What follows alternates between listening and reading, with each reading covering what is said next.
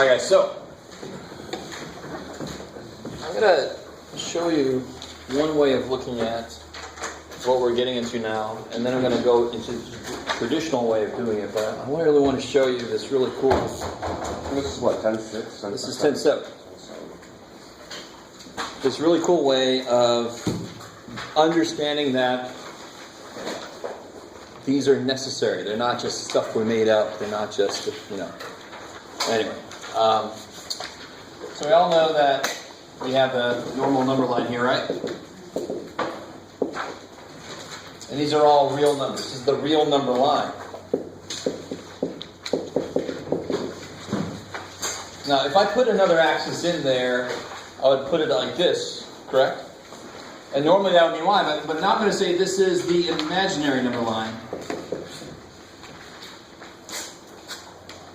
I'll talk about what that means in a minute. And the units on the imaginary number line are I, 2i, 3i. We use the letter I just because of the word imaginary. Just go with me for a minute. I know there's a lot of this, you're like, what the hell are you doing? This completes the idea of numbers. This is not something we just made up. This exists. This is how numbers work. And I really want you guys to get this because it's kind of cool. If you don't quite get this, this is all right. This is not the way it's normally taught. It's the way it should be taught. What's 1 times negative 1?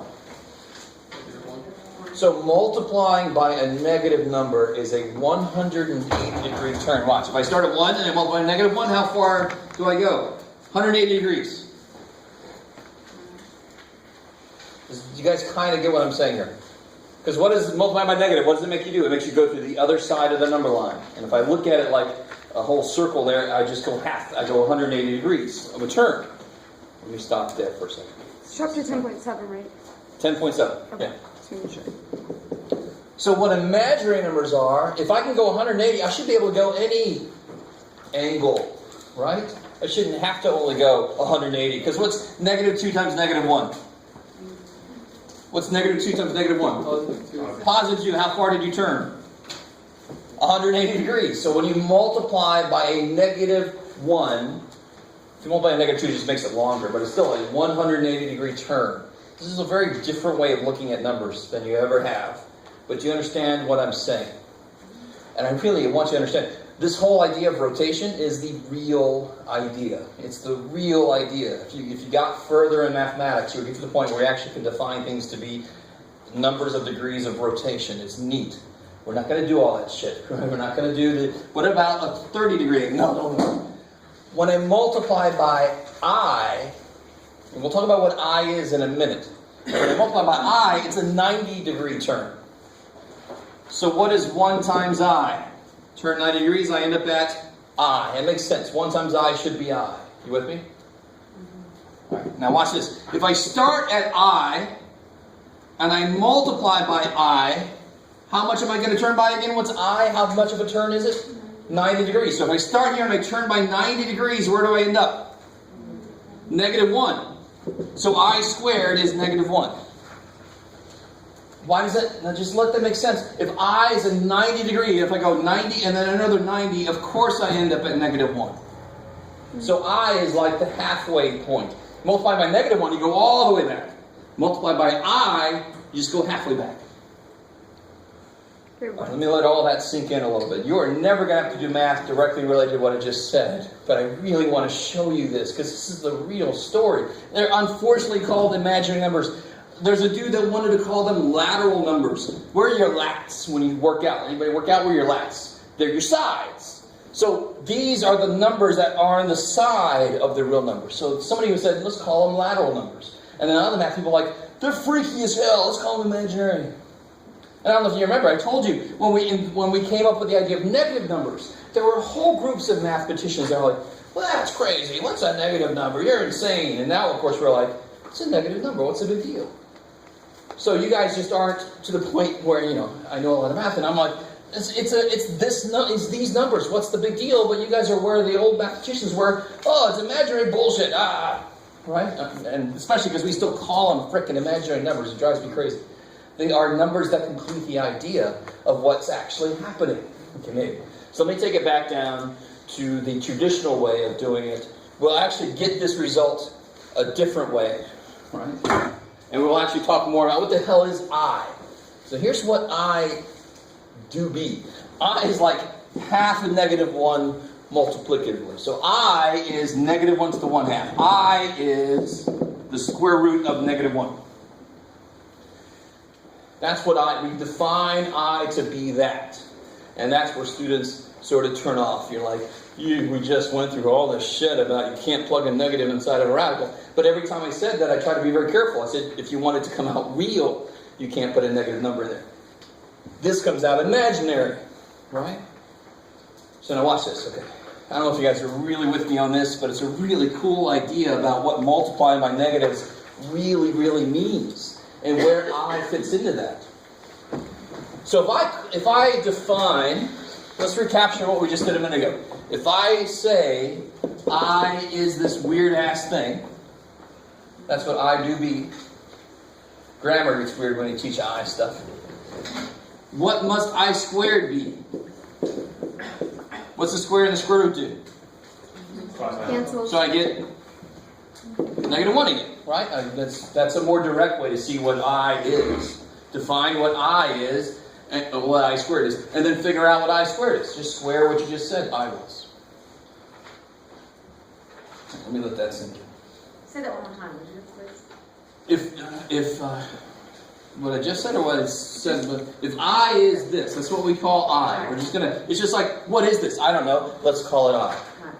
And we do it really just so I don't have to write this all the time. I just write I when I mean this. I squared must be the square of this. That cancels like we've been doing, and I get -1. So I squared must be -1. Cool? And we figured that out earlier by saying it's a 90 and then another 90, so of course it's -1. That's what we said earlier. So two different ways to come out to I has to be -1.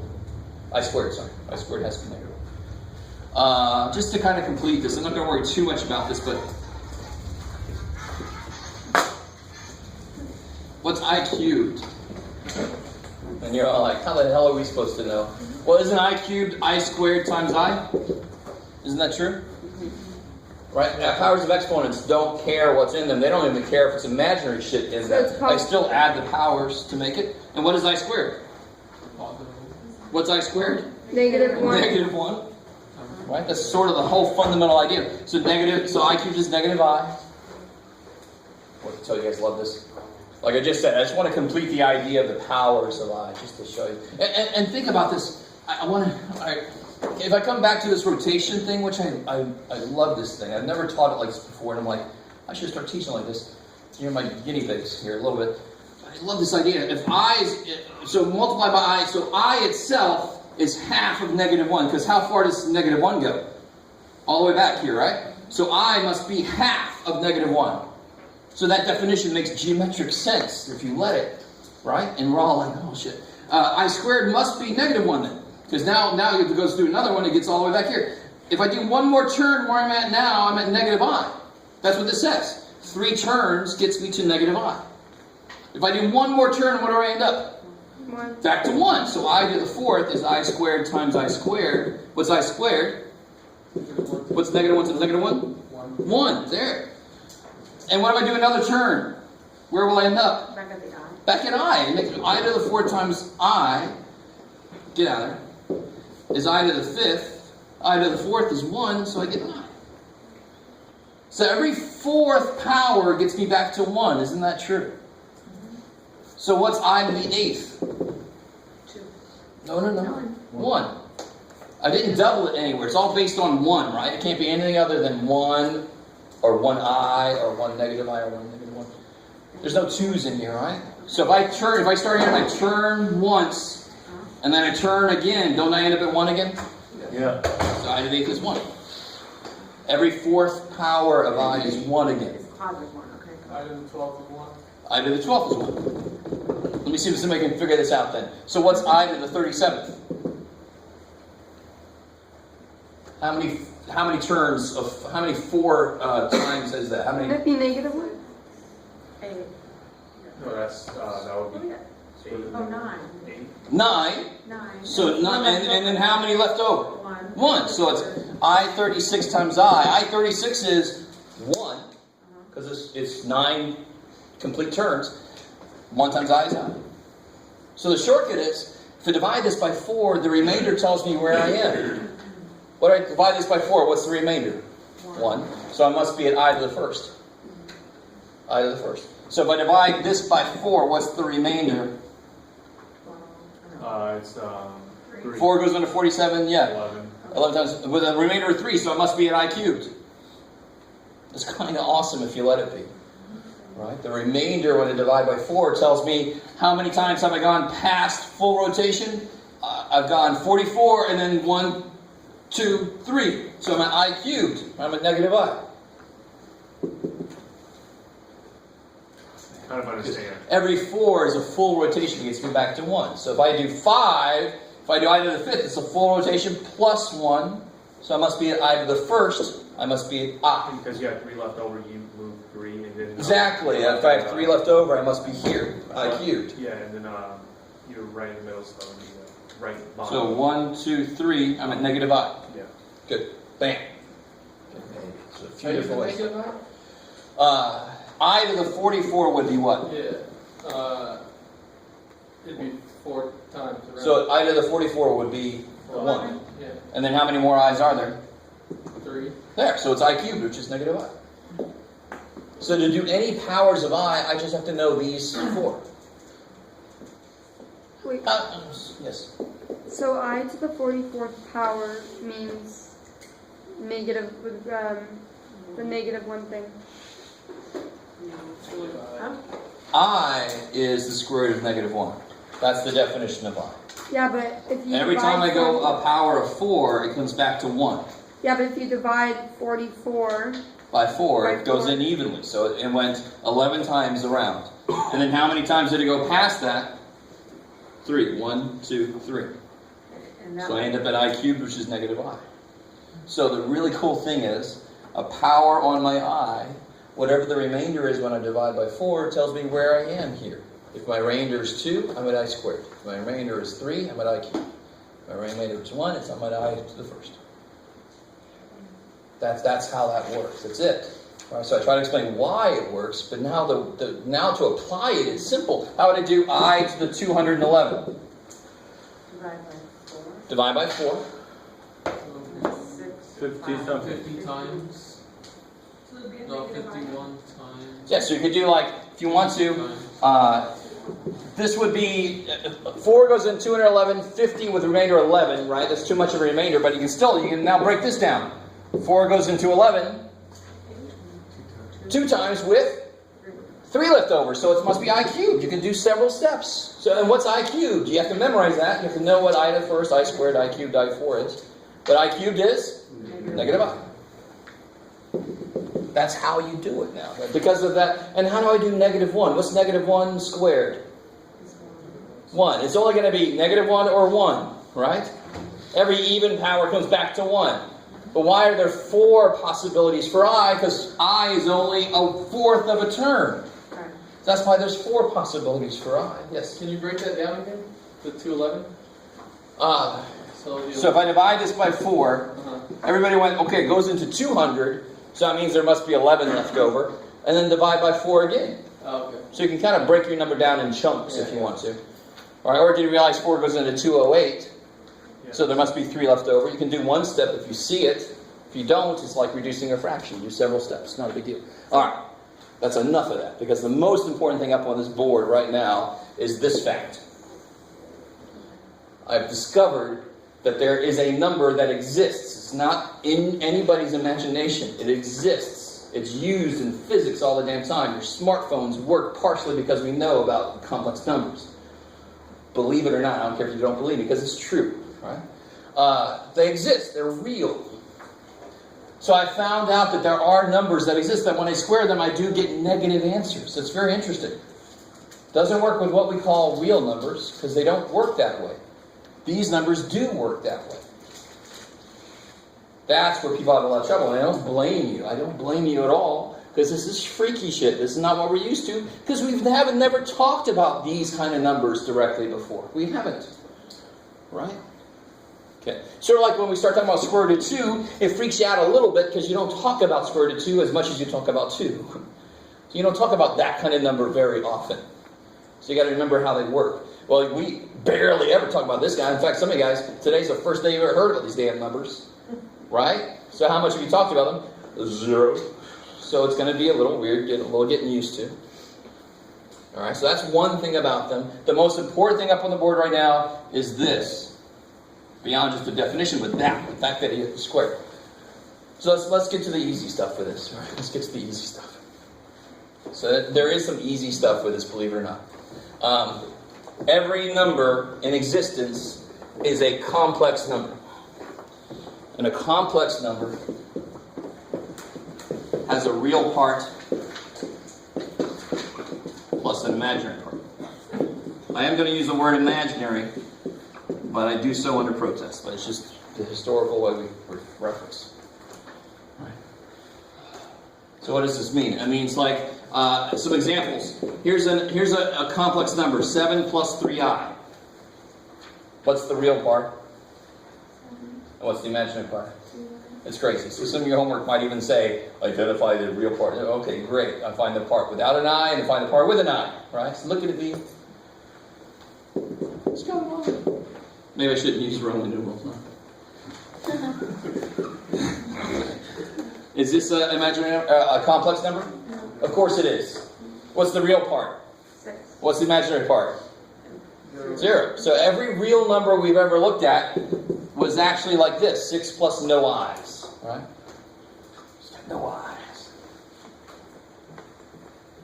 So is this a complex number? Of course, it just has no 0. real part. 0, yeah, 0 plus 7 so it got no real part. So every complex number, I thought a complex number was a real part plus an imaginary part. Though. but the coefficient could be 0. It's just like Okay. a line has mx plus b. Even if the slope is 0, it still has 0 slope. It still means something, right? So just because part of it is 0 doesn't mean it just means it's got no imaginary part to it, okay? It still means it's a complex number. It just happens to have a 0 in front of the I. So every complex number looks like this. That's the form of every complex number. A plus bi. If b is 0, we call it a real number. If a is 0, we call it purely imaginary, unfortunately, but oh well. And if they're both there, we call it, we just say it's complex. It's got a combination. All right. So here's the beautiful thing. The nicest thing we do with complex numbers is when we add them. So let me just put a problem up here and see what your gut tells you to do. Your gut will probably be right.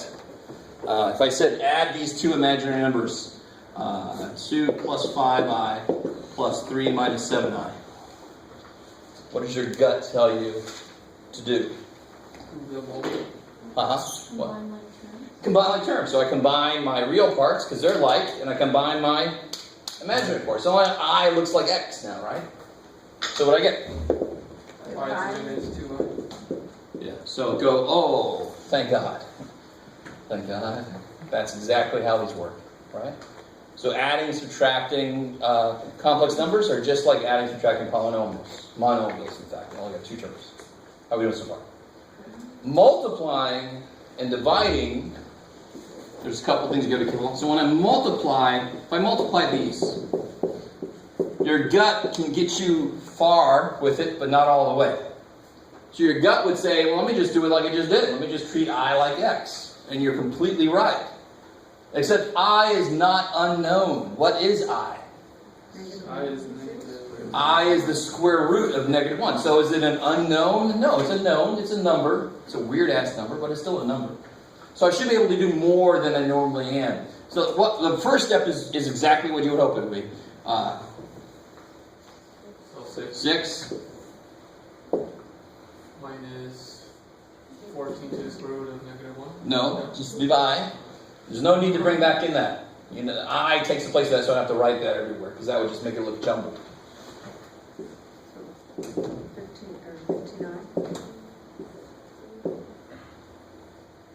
59. 35. Square. Yes, right? What's the matter? Because it's square, because 2 i's. I don't understand. Oh, yeah. X times X is X squared. I times I is I squared. I times I can't be equal to I. That doesn't make any damn sense. Does that mean it will become a positive 35? Exactly. The only thing up here that's not related to what I used to do with x is the fact that I is not an unknown. What is I squared? We know I squared is negative 1. That's why I said that I squared being negative 1 is the most important thing up there on the board earlier, is because that's going to happen a lot. I'm going to get squares a lot more than I would ever get cubes or 4 powers. So what's the one? So in the middle, what can I do? Negative 14i plus 15i is I. And then this is negative 35 times negative 1, because I squared is negative 1. That is a known fact because of how we defined I. Let that be true. That's weird because we're not working with what we call real numbers here. We are working with complex numbers. So they're not going to always act the same way. So I used to be able to say, you can't take any real number and multiply by itself and get negative. Right? That was impossible to take a real number times itself. 2 times 2 is 4. Negative 2 times negative 2 is 4. You can't get a negative. That's not a real number. So it doesn't have to follow those rules. That's why I try to be really careful and say real number, real number, real number. So what do you get here? 6 plus I Plus 35. plus 35. So I get 41 plus 41 plus I. See how the answer looks the way it's supposed to? Why does it look the way it's supposed to? It's A plus BI. You always have to have the answer come out to that form, because that's what a complex number is supposed to look like. I like that. That's awesome. I never have heard that. Even if you're humoring me, I don't care. It's going to get harder, I know it. Not much. Believe it or not. If you're worried because you kind of understand what I'm talking about, don't. It's awesome. It doesn't get much harder. We got to talk about division, but we already know how to handle division. Because isn't I a radical? What's I? Square root of negative 1. So, let's talk about division, and then I'll give you guys a couple to try on your own. So I have one question. Why don't we turn the i's into what I equals? Just because it would be a little bit too complicated? I just don't want to write, I totally could write 2 plus 5 square root of negative 1 plus 3 minus 7 square root of negative 1. But it looks worse than it is. And I can really easily lose the negative or something. So if I just replace that with I, it's a lot easier to keep track of. It looks better. All right, yeah. I still keep the idea. These are still like terms. If I call them I, they're still like terms, right? Yeah. So that's just math people replacing an unknown with a variable. So then say if it was I to the fourth power, does that mean that we're just going to change it into a 1 because that would like Well, look I to better? the fourth is I squared times I squared. Is that cool? I thought I to the fourth was 1. Well, I to the fourth is directly I squared times I squared, right? Yeah. Because why do I write it like this? Because I know what I squared is. So that is why I to the fourth is 1. That's why. I don't just change something. No, I work it out. I figure out what I to the fourth is based on things I already know. We already know what I squared is. So let me use I squared to help me figure out what that is. Yeah, no, I know. I'm saying, say if it was negative 35, I to the fourth power. Yeah, you can Would we replace just that change with it 1. to- okay. Totally. I like it. So how about, so remind me, if I had this, what would you do? Let's simplify. If I said, Times it by 2 plus. yeah, multiply by the conjugate, right? So it'll be times 2 plus rad 3 over 2 plus rad 3, blah, blah, blah, blah, blah. Okay, screw it. That's old shit. Let's not do it. We could all do it, right? If you can't do it, you're in trouble. You should be able to do that. So now I'm going to have 1 plus 2i over 2 minus 3i. Well, what's I? It's a radical. So what would I multiply by? 2 plus. Plus 3i. That's it. I multiply by what we call the complex conjugate. It's just a freaking conjugate. Multiply this by 2 plus 3i. Let's see what happens. Oh, so if I do 2 plus 3i. Does everybody see that? What is I? It's a radical. So whatever I do with radicals, I can do with i's. So what do I do up here? Conjugate. You all said that immediately. I think everybody kind of understands now. That's what I do, because then I force the bottom to become rational. This is going to force the bottom to become real. All the I shit's going to cancel. So see if that works. Let's do the bottom first, just to make that point. So I get what? 4. 4. minus 6i, plus 6i, right? So the middle terms cancel. Those are imaginary, but they're gone. And what do I get back here? Minus 9i squared. Which equals to. Good, so that's going to become 1, right? So the bottom's not going to be complex anymore. It's going to be completely real. And the top's just going to be whatever the hell it is. Let's see. I'll get 2 plus 3i plus 4i plus 6i squared. Is that cool? If I FOIL out the top. Now, the only thing, now I can put my like terms together and I can replace The i's. I squared with -1. -1. Yes, sir. So what would happen if you had like an I cubed? Because isn't that All right, let's do it. Wait, let's finish this one out. So I get 2 plus 7i. Is that cool? Mm-hmm. Minus 6. Is that cool? I squared is -1 times 6, so -6 over 4. These go away. -9 or +9. Plus 9. -9 times -1 plus 9. Let me. You guys with me? Yep. Just trying to not write this a million times. Negative 9 times negative 1. Okay, It's plus 9. Cool. So then I get -4 plus 7i over 13. Which technically, now that's fine. If you stop there, beautiful. But just to show you, just to reiterate my point from earlier, couldn't I write that as -4 over 13 plus 7 over 13i? Yes. A plus bi. It's got to be able to be written in that form as an answer. If we start with complex numbers, I better stop with complex numbers. Yes, There sir. are times when we don't get it like that. No, unless you make a mistake. There's no way in hell it can't come out like that. Yes. I'm kind of lost on what you did with the 6i squared and the 9i squared. Oh, what is I squared? -1. 6 times -1 is Oh, you -6. just plugged that in. Okay. -9 times -1 is plus 9. Yeah. Cool, I like it. So what if I had this here? This gets interesting. What if I had 1 plus I cubed? I don't know if that's exactly your question, but I can remember who was asking that. Is that sort of like related to what you're thinking? well? Just because I was wondering, like, when you replace the i's with the number, isn't I cubed negative I? Yes, exactly. But you never have to do that. I want to show you. How would I do this? How do I do this? Can you What not is do that? this? You Huh? just do the Can you do 3 it? times the negative. Yeah, what's something cubed? What's something cubed? Isn't it 1 plus I times 1 plus I times 1 plus I? So in practice, you almost never get higher powers than 2 on the I, because the minute I do these, I'm going to get an I squared, but I'm going to replace that with -1. I'm not going to have an I squared times I. So let's see, real quick, I just want to finish. So you get 1 plus 2I, is that cool? Yeah. Plus I squared. And here, this is interesting, because what's I squared? -1. And what happens in here? Cancel out. So I get 2i. Let me stop there for a second. So 2i is what I get when I do like 2 of these. Bam. So I still got 1 more to do, right? So 2i times 1 is 2i. 2i times I is 2i squared, which is... 2 times -1. Okay. So nowhere in the whole problem did I end up with a cube. Because the minute I get a square, I make it a -1. So it's not very often in the problems we'll see. In fact, the problems we'll see, it'll never be able to happen. Unless you just leave it there and then you multiply. Why'd you Then you could replace it with a negative I at the end, sure. But you don't have to. Just immediately replace it with -1. Okay.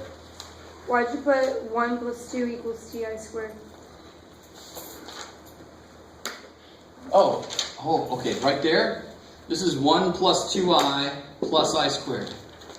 Right? 1 Oh, plus okay. I plus I is 2i plus I I thought squared. it said equal. Alright. Alright.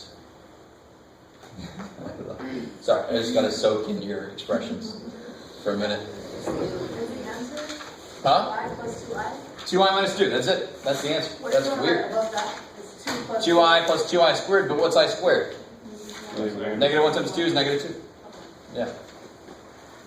Alright. So here, you guys try these. Bless you. Bless you.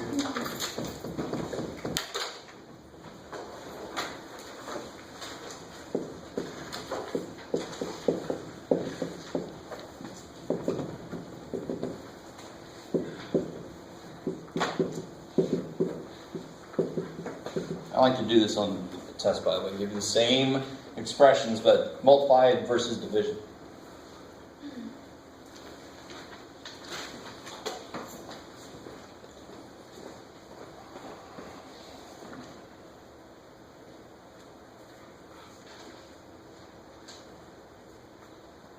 Okay, did you guys hear that Alan Rickman died? Yeah. Man, Who's Professor that? Snape. I mean, what? David Bowie. David Bowie, cancer. Lemmy Kilmister. Lemmy, cancer, and then Alan Rickman, cancer. Alan Jeez. Rickman was the same age as David Bowie. 69, yeah, jeez. Wait, In fact, David Bowie's birthday, and did Yeah. he just turn? You should watch his Lazarus video. He like made it a few days before he died, and it's really ominous. It's creepy. And Alan Rickman, I think it was Alan Rickman, had a movie he just finished, too. I was always curious about, like, Heath Ledger passed away, and he was making the Imaginarium of Well, Dr. his father did a whole documentary. And they had the same, They used like 3 different actors to for the replace same him. character, yeah. That was out there. Mhm. Good movie. It worked. The Heath was a big one to lose. Heath. Oh man. Like Well, River Phoenix. Anyway, sorry. Man, that bummed you out even more. You're like, we're in math class already, dude. Don't heap more bum out shit on top of us. Sorry.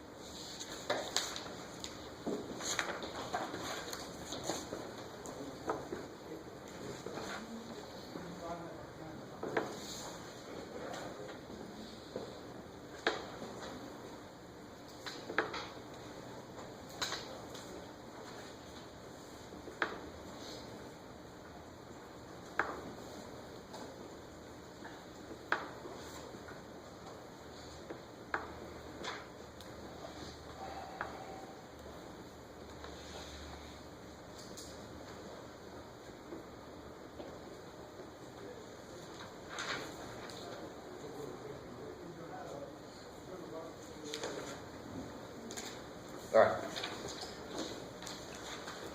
You know, I just want to say real quick, very often the way we teach math and everything we've ever done is still valid. We're just learning more about how math works. So all the stuff we've done before works. It was just always with 0 I. So now we're saying, what if the I part wasn't 0? And you guys are like, what I part? So I had to introduce what the hell the I part meant. Right? So we just add on to what we already know is true. So you can never learn something that goes back and says, oh yeah, the stuff you learned before is shit. No, you can never do that. Never. You just learn a bigger picture. Right? So what happens here?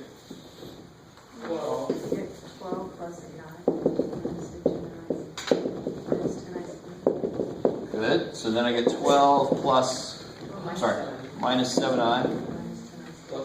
Minus 10 times -1, so I get Positive 10. 12 minus 7i plus 10, so I get 22 minus 7. 22 minus 7i, or negative 7i plus 22.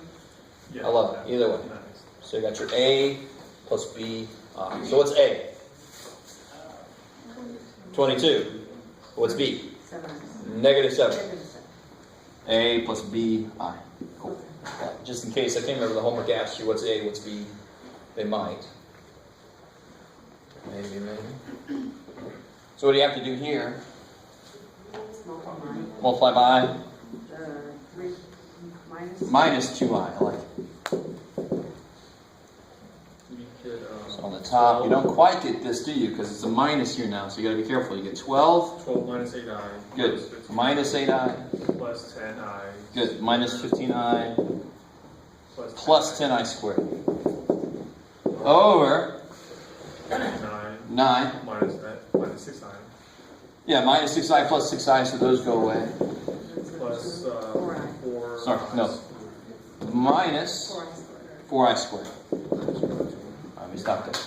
That's old news now. That's old news. I put an I instead of an X. Ooh, but now we know I is not just a variable. I means something.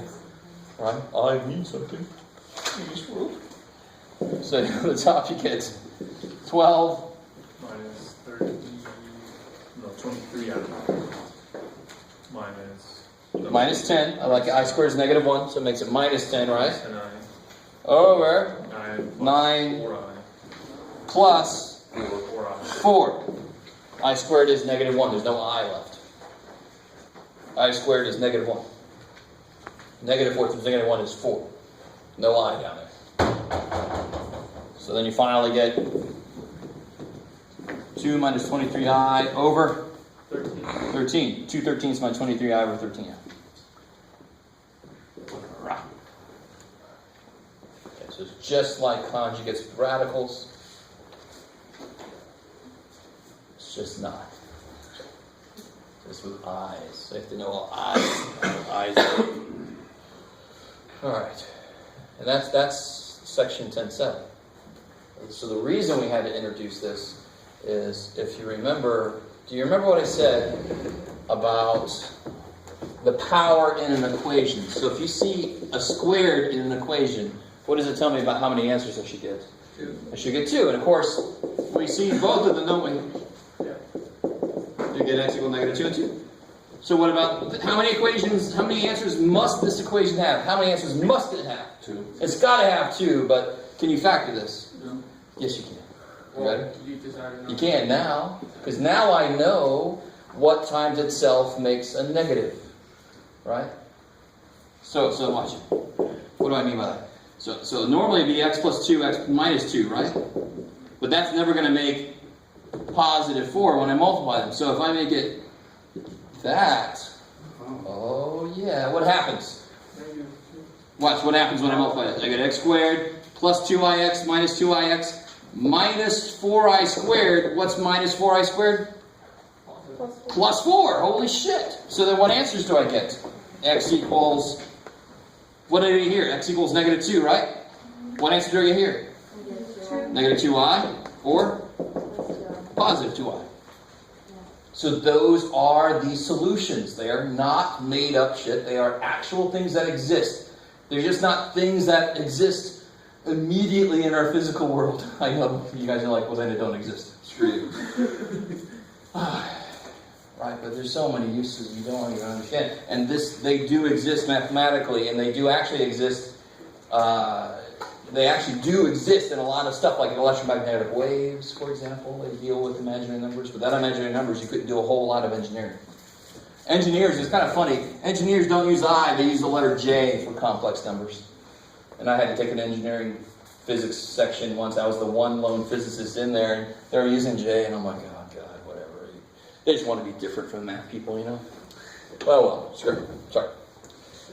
So that's kind of neat. We never were able to factor a sum of squares before because we only knew about real numbers. Now we can because we know the complete picture. We know about all numbers now. Or a lot more numbers. Okay. Is it as hard as it gets? What's that? Is it as hard as it gets? That right there? You never want to say that because you know it's not true. But as far as we go, yes, that's it for section 10.7. Here we go. We're going to keep going. Don't even look at the clock. Don't even look at it. You're not going to like it because I spoil you people. I do. And today it's not going to happen. So I'm going to do chapter 11 out of order a little bit because this is one thing. This is a new book we're using, and I like it for the most part. I don't like the way they do some of 11. So I'm going to start with something called. I'm going to start in section 11. I can't remember which section we skipped. 11.3, I think. Yes, we skip 11.2 because it gets way too deep into graphing stuff. But I want to start with 11.3. Then we're going to do 11.4, and then we're actually going to go back and do 11.1, because something that the book talks about 11.1 will make a lot more sense once we're done with 11.4. Right? So you just, obviously you have to trust me, so there you go. This is what we're going to do.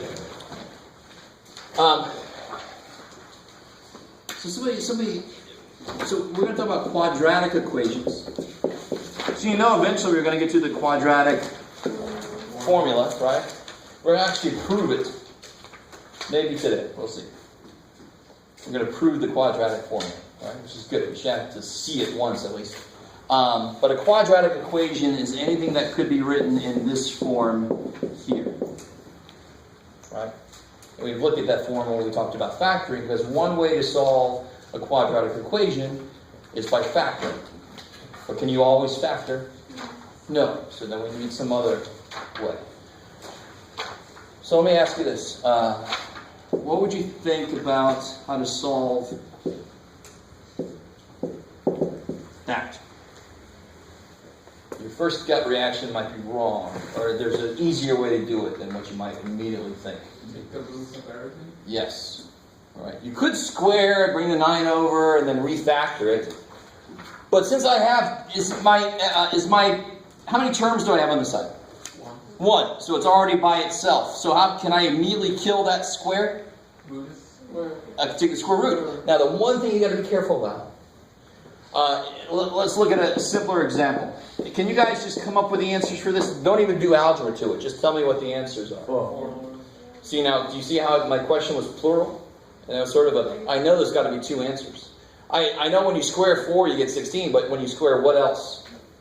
Something else you square, you get 16. -4. Negative 4. You with me? Yeah. So, if you take a square root, that's not right. Because how many answers should you get? 2. 2. So where's the other answer come from? Well, we just know it's got to be there. So you got to put a plus or minus. The minute you take a square root, you have to write plus or minus. Why? So you capture both answers. And to really, you don't have to do what I'm about to do, but I really want this to make full sense. What do we know the square root of x squared is? What is the square root of x squared? Do you remember? It was a little weird. No. I had to make it come out positive, so I had to take the absolute value. And then how do you solve this? Isn't this x equals 4 or negative freaking 4, right? So we just say don't do that shit. Just realize that shit exists. I'm just going to put plus or minus to cover my ass for that, right? So when I take the square root of both sides, I immediately put plus or minus. Some of you guys might already kind of know that and do that. That needs to become second nature. The minute you take a square root, plus or minus. Now, if I ask you, what's the square root of 16? Don't come at me and say, well, it's plus or minus. No, the square root of 16 is 4, because it's already positive. There's a positive there. But when you take a square root, you have to put plus or minus so you can capture both answers. So on this side, what happens? I took a square root to kill the square. So now I get x minus 3. I sound like that old song. I know an old lady who swallowed a fly. I took a square root to kill a square. No, you don't know that? Okay, I'll stop, sorry. And then plus or minus who? 3. This is where people come up and ask me, where's my plus or minus key on my calculator? So to solve for x, you add 3 to both sides, right? So you get 3 plus or minus 3. So what are my two answers? X equals 3, x equals negative 3. No. What's 3 plus 3? Oh. 6. What's 3 minus 3? 0. There are my two answers. Right? Because what does it say? 3 plus or minus 3. So how do you tease them apart? Either 3 plus 3 or 3 minus 3. Plus or minus 3. And does it make sense? 6 minus 3 is 3 squared is 9. 0. 0 minus 3 is negative 3 squared is also 9. So you got to pick both up, pick up both answers. All right. So Is this where we learned that x equals minus b plus or minus square root? yes. God, I hate this stuff. Aw. Sorry, Jason. Just a lot of words. But no, it looks disgusting because it's solving this equation. So it's saying, what are A, B, and C? Anything they want to do. So of course the answer is going to look disgusting. If you know what A, B, and C are, you plug them in. And I'm going to show you, you actually don't need to even use the quadratic formula ever. With what I'm about to show you, sometimes it works better. And it's where the quadratic formula comes from. So it's something called completing the square.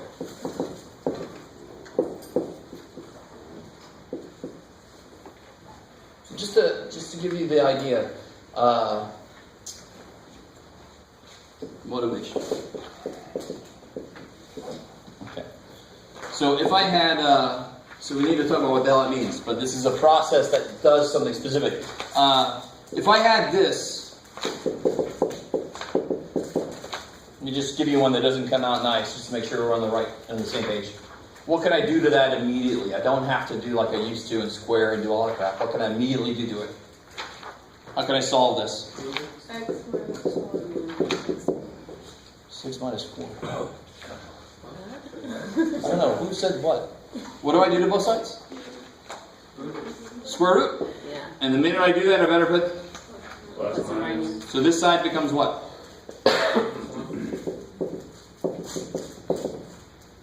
What's the square root of 11? Good. So leave it there. Plus 1 plus 1. That's the one time that, I don't know, is the right answer.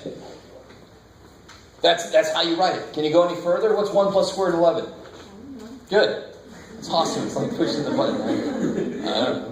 I don't know. Kicks ass. You guys moving? Why can't we go further there? Because I know what the square root of 9 was, right? Here, I can't. It's actually nice when you can't do this because you're done. When you write this, you're done. Now, that was easy because this was already written as a square. So completing the square is if it isn't already written as a square. It's a process to make it look like a square. And why is that nice? Because then I can just take the square root. All right, so you guys are kind of with me? So for example, I'm going to show you an example problem, then I have to discuss why the process works, and then we'll go back and attack the problem with the process. And then we'll reevaluate what time it is. So if I have this problem here, can you factor that? No. Do we officially know quadratic formula yet? No. Right? So if only I could make that look like this, then I know how to do it, don't I? 7 minus the 7. Good. So I would get 7 out of the way. But let's talk about how this is going to work. How do I make something like this look like this?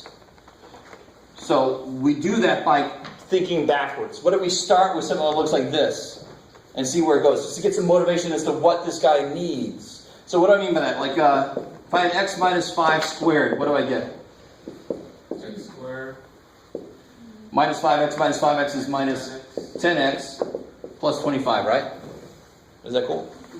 Got to write twice and FOIL it. So if I had x plus 6 squared, I would get x squared plus 6 plus 6 plus 12x plus 36, right? Okay. And I could do several of those just to... But how does 12 relate to this number? How does negative 10 relate to this number? They get added to each other. Yeah. Be more direct, it's just It's just double. It's just twice it, right? So whatever number is here is double what I need here. Whatever number is here is Multiplied by the square of that number, right? Do you guys see that? And if I kept going, if I did more and more of these, do you guys understand? It would always come out the same way. Of course it would. So what I'm saying now is, what if I had x squared plus 6x? What would I have to put here to make it work? Well, how do I figure out what number goes here? I take what of this? Just take half of it. So the first step is take half of the middle term. And then, so half of 12 is 6. And then how do I get the number that goes here? Times it by itself. Square this. So this is the two-step process. Number 1, cut whatever's in the middle in half. That actually tells you what goes here. So in the process, it factors it for you. Right? That's crazy. And then what number has to go here? 3 squared. All right, let me let you soak that in. Let's do one more, just those, and then we'll try to attack this. So you divide that as well. Second, The 7? you're going to just subtract it out of the way. I want this to be empty space here, right? So the first thing we're going to do is subtract 7 over here, get it out of the way. And then I got my middle term I can work with, right? So let's do one more over here.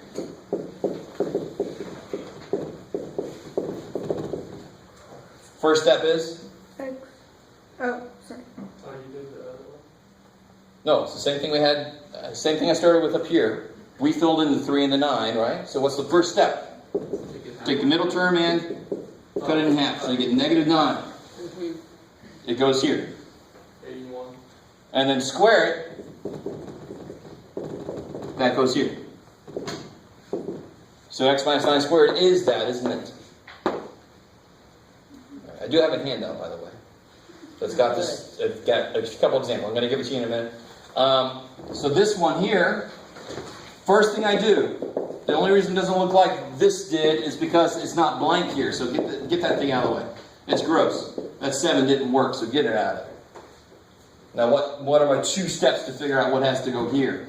Take half of negative. Yeah, the first step is negative 4 cut in half is negative 2.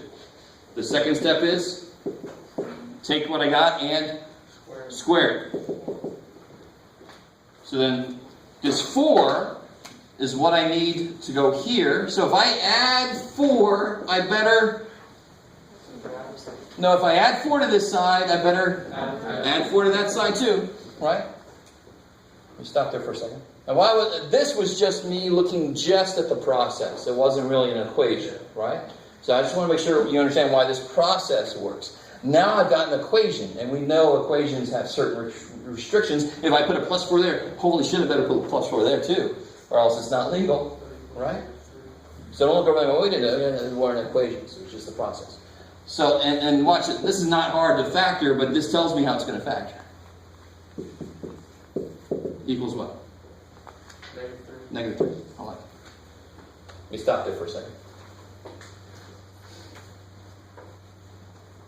So that's why it's called completing the square. It puts what has to go here so that this becomes a perfect square. That's why it's called completing the square.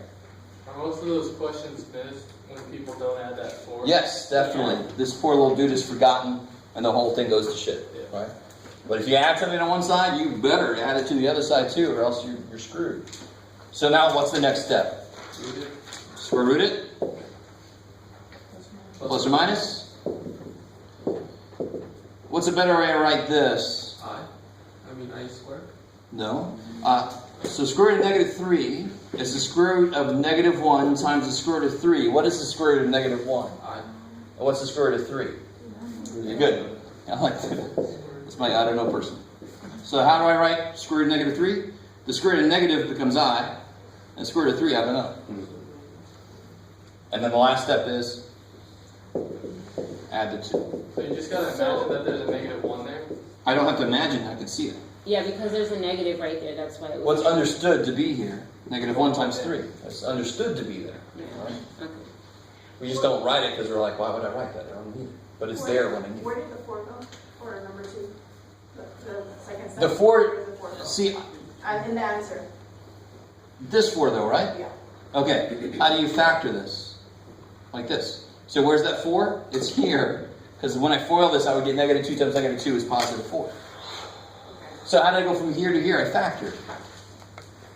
So the 4 didn't go anywhere. It's in there, right? It's just that in factored form. Yeah. And why did I factor it? So then I can just square root both sides.